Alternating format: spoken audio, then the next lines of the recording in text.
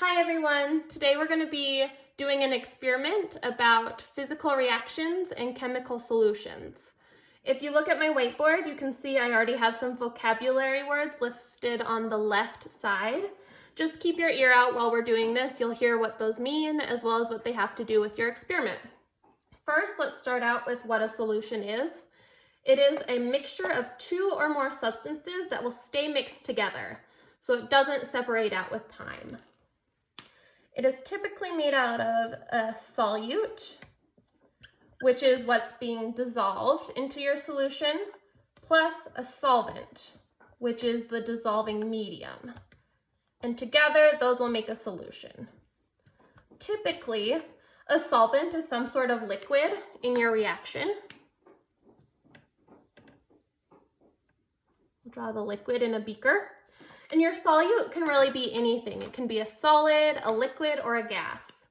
In your experiment today, your solvent is water, and your solute is sugar, so a solid.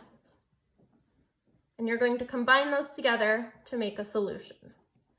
Even though your sugar is going to be dissolved into the solvent, it still remains sugar, and your water is still water. They don't make any new substances by being combined. In this experiment, the sugar dissolves into the water until it reaches something called a saturation point, which is where no more solute can dissolve into a solvent. Instead, what happens is that any more sugar that you put into the solution does not dissolve, but instead just kind of collects at the bottom of whatever beaker or glass or whatever you're using for your experiment. You'll see sugar start to collect on the bottom. However, just like we've reached a saturation point in this experiment, you can find ways to dissolve even more of a solute past that. This is called supersaturation and is done by increasing pressure or increasing temperature. So if you can find some sort of machine or other tool to increase the pressure on your solution, that can help you supersaturate. Or if you use some way of boiling your solution or heating it up, will also help you supersaturate. One example of this is with sodas. The reason that they're so bubbly is because they are supersaturated with something called CO2 or carbon dioxide, which is a gas. Those are the bubbles that you see in the soda. They are supersaturated by increasing the pressure on the sodas. And then when you open a bottle or open a can, you release some of that pressure and the bubbles of CO2 start to rise out of the soda. This is why soda starts to get flat when you leave it out. In our experiment today, the sugar in the solution is going to be supersaturated by using heat to dissolve it past the saturation point. So when you heat a solution like this, you'll start to see that sugar that's kind of left over at the bottom will start to further dissolve with that heat because it's now supersaturated, right? And it'll look just like one uniform solution. But just like when pressure changes and soda starts to go flat, when your supersaturated sugar water solution starts to cool down, the solute will start to fall out of the solution.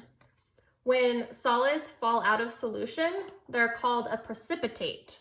And once again, you'll see that because the sugar will start to reappear in the solution. It'll separate out from the mixture. When solids precipitate out of a supersaturated solution, they can undergo a special process called crystallization.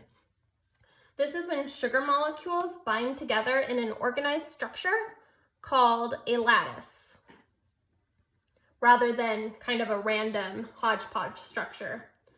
Examples that we see in real life of this are things like snowflakes, diamonds, and salt. Crystallization starts by the formation of a small seed crystal, which the remaining sugar particles start to bind onto.